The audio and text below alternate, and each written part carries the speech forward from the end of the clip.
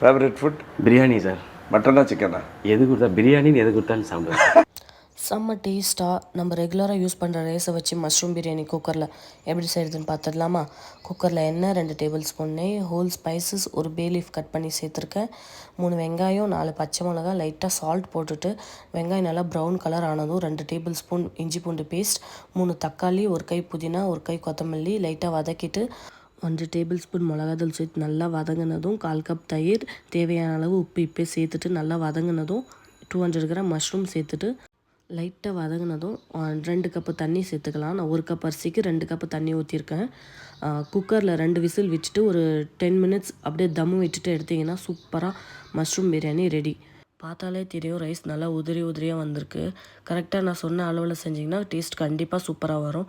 இது கூடவே onion and mushroom gravy வச்சு சாப்பிட்டோம் நாங்கள்.